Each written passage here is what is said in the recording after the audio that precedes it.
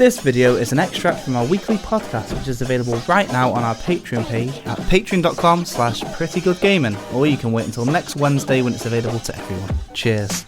Let's talk about Kingsway. Kingsway, for those that don't know, is a one-man project, a one-man game developed by Andrew Morrish and published by Adult Swim, and it's a roguelike adventure game. You could call it an RPG, I suppose, as well. Yeah. The game's quite well known for its visual style, which is made to look like an operating system from the mid-90s. It's gained some minor attention for it, arguably not enough. A bit of info about the game. It is an indie game, obviously, so it's priced at an indie game. It's $10. It's £6.99. It's a really good value proposition when you consider that I've played it for over 20 hours already and it hasn't been out a week. Yeah. So if you're thinking, do I go to the movies or do I play Kingsway? You know, we talked about it is a Windows clone from the mid-90s or whatever. Exactly. So that's all-encompassing. Everything about it is very old school. Like, even a file size, 40 megabyte, you could probably fit it on a couple of floppy disks. Yeah, I thought there was a problem. I thought it was the launcher. When I downloaded 40 meg, I was like, where's the rest of the game? That is the whole game. Yeah. It's smaller than many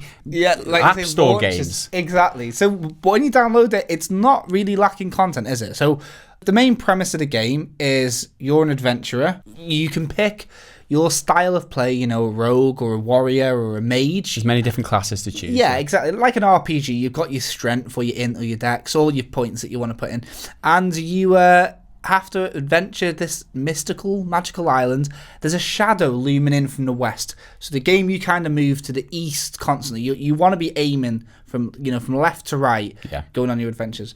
It's kind of like a text-based game, a lot of it. When you arrive at a place, you'll have a text option pop up. You find a house. What do you do? Yeah. There's, of course, combat. And the combat is something that's got a real unique feel to it. And it works like pop-ups, doesn't it? I love the combat. I've never seen a game like this where it's like text-based. It's very unique. And it's kind of like an action game, although it's not. You have to perform actions. The battle window kind of floats around, so you've got to aim. You've got to aim for the fight button or the hit button or whatever. Yeah. And also you've got to manage your magic and shit. And sometimes there'll be other pop-ups, like other windows that a poison arrow comes at you or a rock falls and you've got to click avoid. So depending on your agility stat, how fast these things come across the screen. And the windows can go behind one another as well. So you might have to click a window and then there might be multiple enemies at the same time. So you're getting attacked from different enemies behind each window. It's very engrossing just in the sense that it's an RPG game, you're building your character and you're gaining points and you're gaining stats and shit, but also it's very entertaining as an action game. Very hands-on. The fact that the enemies come up as a pop-up and they're moving around constantly, so you can't just keep your mouse and keep clicking. The fact that things pop up, like you're saying, you've got to spend a lot of time with your wits about you. Some enemies can like minimize the window and stuff like that, so you've got to then go to your start bar and open it up again. Or like if you take a big hit, your bag might get minimized, so you shit, I can't use a potion unless I open bag. So you're looking for your bag at the same time you're getting hit. Everything's done in like loading bars, progress bars, so their attack is like loading, and then when it reaches that, they attack you. So it's not like a turn-based combat game, like a turn-based RPG. It is kind of real time. That's what's so alluring about it. The next and the biggest pull of this game, I suppose, is its roguelike. So when you die, but you can take an heirloom over, like the game Rogue, and you start again. But each death doesn't feel like punishment, it feels like knowledge.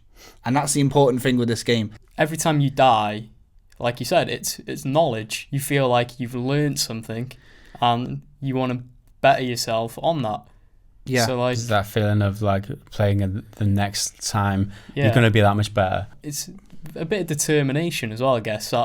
Or one more try sort of thing. Like same with like Civilization, where you're like, oh no, I've got to have one more turn. Like roguelikes, I've noticed a lot of people just say like, oh no, I've got to go for another run. I've just got to. It's that addictive quality to it. I was a bit concerned about the roguelike aspect of this game when I first started, because it's an adventure game, right? You want a full adventure. But when the adventure only lasts like 3 hours or 4 hours max, because that's how long roughly it takes to explore and get to the end of the island one time. So I was a bit concerned that there was a limiting factor to my adventure.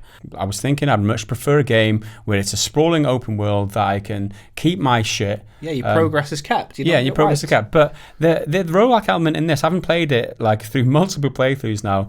It's very enjoyable, the fact that the items that you get in game, like you get loads of buffs to the items, and there's like different coloured items, like there's yellow, there's red, which have debuffs as well, there's green items. And they might even change the way that you play one run of the game, because you might get a buff for magic regeneration. So you're like, wow, I've got 15% magic generation with this item, so I can tailor my whole gameplay now around the fact I'm basically regenerating magic really, really quickly. So you use loads of magic spells, and you know that by the time you get to the next enemy, it's going to be all regenerated. So I love that aspect about it. There's these like unique items that they feel really rare. They're not like incremental upgrades to it, the item that you've got. You get them as well, but every so often you get these awesome items, and if you get fully kitted out in all these kind of buffed items where you get +5 strength and +4 agility, they really make a huge difference, and I love that about it. Yeah, it's procedurally generated as well, so it's not the exact same thing every time, including these unique items that you get. So like you're saying, especially the fact that it's a run,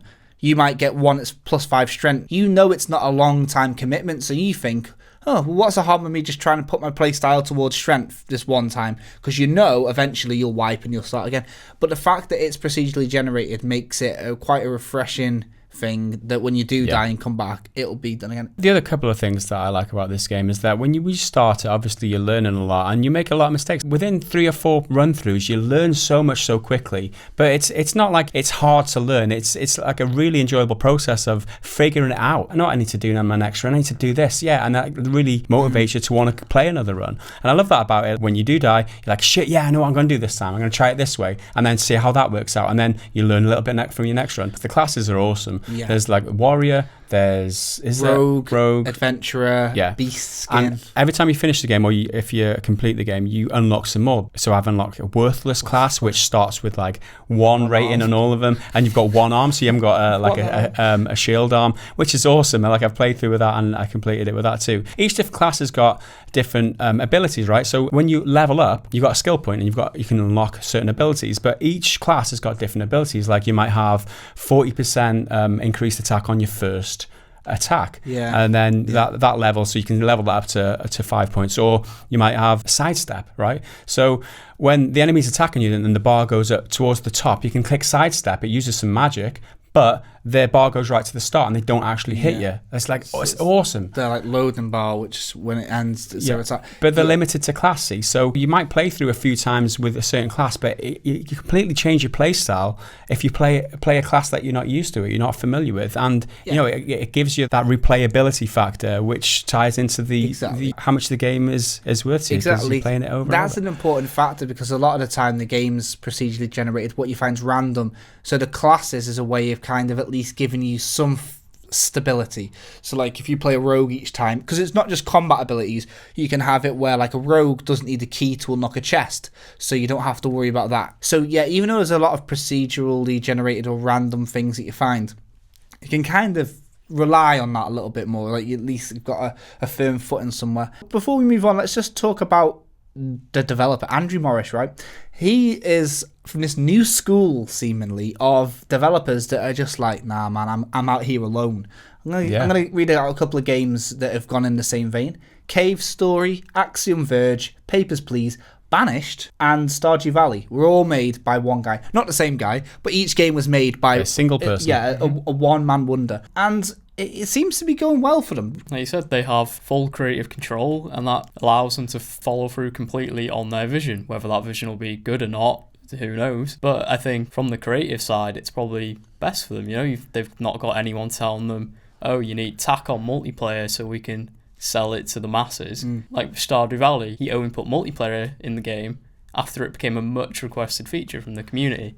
Originally, it was just single player only. Do you think that you'd be interested in the game more or less if you found that one man made it? Probably more, you know. Especially if it's an ambitious game. With Banished, that's a fully 3D town builder, isn't it? Yeah. And one guy making that's some seriously impressive skill there. Yeah, it's definitely becoming more of a trend now. I mean, you think about how much money Stardew Valley made. That's $2 million or something. It was that dude's rich now because he sat in his office at home for 2 years making this one game. It's like it's a legitimate way to make a game these days, and more people should be doing it. Yeah, I guess it's kind of encouraging seeing it. It's been done recently quite a lot. Cave Story was massive as well. That was one guy. But yeah, it's an interesting thing, and it's great to see that Kingsway's slowly but surely gaining some form of acknowledgement, and we think that it's very, very, very underrated. If you're interested in the aesthetic or anything that we've discussed as far as the mechanics of the game, RPG kind of game where you've got a character and you build it up, just try it. It's £6.99. It's $10. It may well turn out to be